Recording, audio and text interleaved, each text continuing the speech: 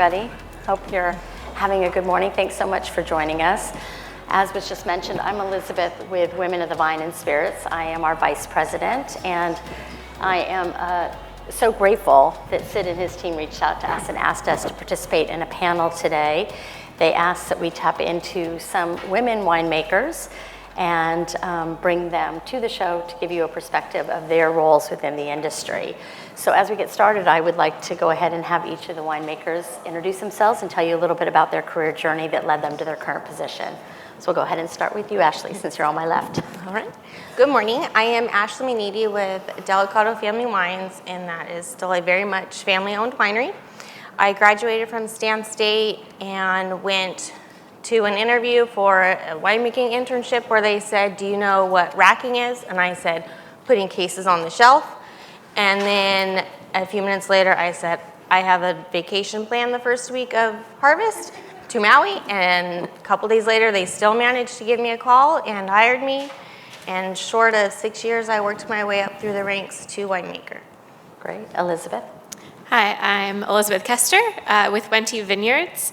I fell in love with the wine region when I was 13 and knew that I wanted to be in the industry somehow. Didn't quite know what I wanted to do, but I studied wine and viticulture at Cal Poly and did a few internships and worked for Bevmo for a while, but I had another internship at Wente Vineyards and worked my way up through the lab and the winemaking team, ultimately to my role now. And this will mark my 15th harvest with Wente Vineyards. That's great. And Molly? That's awesome. Hi, everybody. I'm Molly Zook. I'm currently the winemaker at the Prisoner Wine Company with Constellation Brands. I was born and raised in Oregon, and I got a food science degree from Oregon State University. I started my career in the cellar, actually, up in Washington State. So I had a cellar internship during harvest, and I washed tanks for 10 hours a day.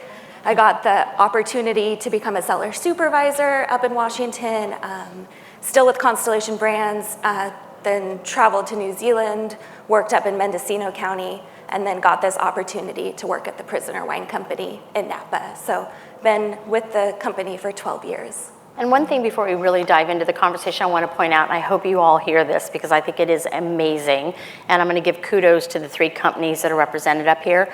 All three of these winemakers, they've been with their companies between 12 and 15 years, but most importantly, they all started as interns.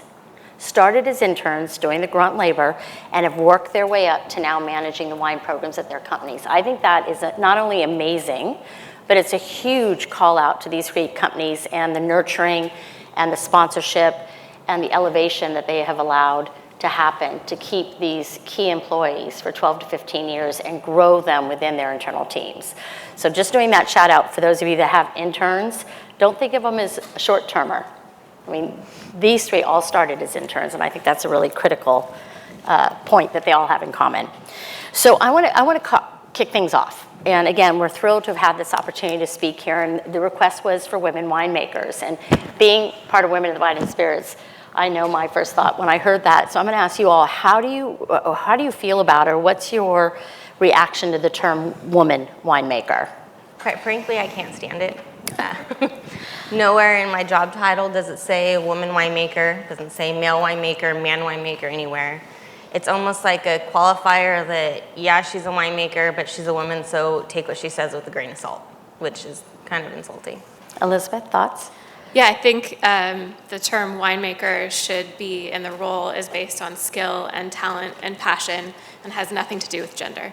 Agreed. Being a woman winemaker doesn't affect how I show up every day. I still show up with the same passion and excitement for what we're doing as all of my colleagues on the winemaking team. Excellent. So we've learned that at Women of the Vine and Spirits, that they're not women winemakers, women distillers, they're winemakers and distillers. So I just wanted to touch on that. But that said, there's a flip side to that coin, and I want to be honest about that as well. So has the fact that you're a woman winemaker opened up opportunities or offers that you are getting specifically because you're a woman winemaker? Elizabeth, you want to start? Yes, I would say it has. In this case, we've had the opportunity to sit here and talk to you today. I've gotten the opportunity to speak at other events with the term Woman Winemaker, and then also be part of several marketing campaigns. So it has actually, I think, helped me to put my name out there a little bit more.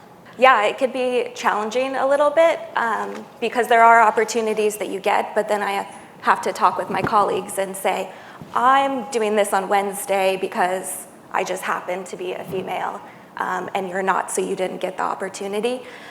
So it's something that you have to balance, but I am really excited that there's a lot of BRGs that the company has, business resource groups, and they're open to everybody, so everybody can take advantage of the opportunities to learn about all the business resource groups. Great.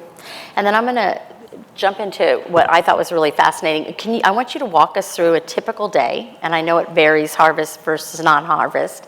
And as you talk about it, can you also share with us what really inspires you about the work you're doing, about your schedule? My typical day is a lot of time spent in front of the computer, but I'm not just staring blankly at a computer all day.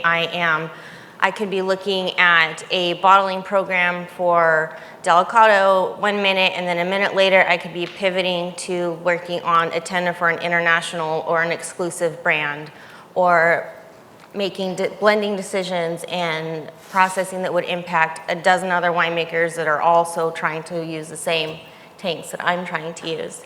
But then during harvest, it's all of that, since we bottle all year long, it's all of that with the addition of 25 to 30,000 tons that I'm responsible for bringing in from between 5 different programs. So it gets very busy and it's very fast paced, and I just have to be very flexible. But it's also very fun and exciting that no day is the same. I look forward to going to work and what's going to happen today, and how am I going to learn from today to bring it into tomorrow and all the other challenges that come. That's great. Molly? Oh gosh, yeah, I'll echo what Ashley said, that every day is different. And I think that's one thing that's really fun about the wine industry, is every day is different and we get to do different things throughout the year. Because harvest is the one chance you get to do it. And someone said something to me recently, like if you think about your whole career and how many chances you'll actually have to make wine, it's not very many, depending on how long you live. So every chance and every year is really important. And that's inspiring. Well, I think along with this, though, we're talking about the change in day-to-day operations, but clearly in winemaking, and more so in more recent years, it feels like to me, not being a winemaker, you have hurdles. There are definitely hurdles and obstacles that are put in front of you, such as conditions associated with drought here in California, specifically, smoke taint. So I'm curious for the three of you, when you're faced with those kinds of obstacles, things that you know can happen, but you really can't plan for until it happens, and then you don't know the impact of it until you get to the actual vines and see what you're working with. Are those obstacles? Are they opportunities? How do you look at challenges like that? Elizabeth, do you want to start? Well, I think that's part of what makes it so fun. Every year is different. Every year poses a new challenge. But you learn from all of those challenges too, and they are opportunities. And we look at them as a way to build a team of problem solvers and to really develop, it's a great way to innovate and to improve our processes. So I think that really it is just a great opportunity. Molly, anything to add? No, I think you said it perfectly. They're all opportunities to learn and get better at what we do. And I know you mentioned we had a call earlier this week. It really ignites your creativity. Yeah. You're kind of forced to really lean into creativity. It's another way to be creative logistically rather than being creative maybe with the art of blending. So we get to be creative every single day as winemakers. Being a winemaker in the Central Valley, you see all the different gifts from Mother Nature. So being able to manage through that and learn from them and take it to the next harvest so that you don't repeat the same tough harvest of 22, that's where it's useful. That's great. So I have a question for you about your network, because again, it has tended to be, Bev tended to be a male-dominated network or industry. More and more women coming into it, more and more women elevating careers throughout it. But what has your network looked like as you've been coming up within your companies? Who is it that you lean on? Who is it that you look for to provide some mentorship and some direction in your career? My boss is, your boss is always going to be your natural mentor, hopefully. But in addition to her, it goes well beyond just winemaking. It's people in other departments, whether that's grower relations or the lab or process control even, or compliance, all those different ones, in addition to people that you meet here, people that you meet at Unified, or even my dad, my sister, all of these people throughout your life. It basically becomes a whole board of advisors.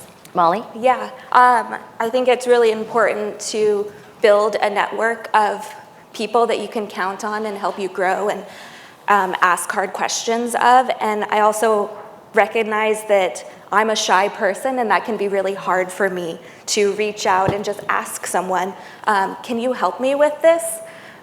So it's always going to be something we work on, I think, to find those right people, and it might change as you work through your career.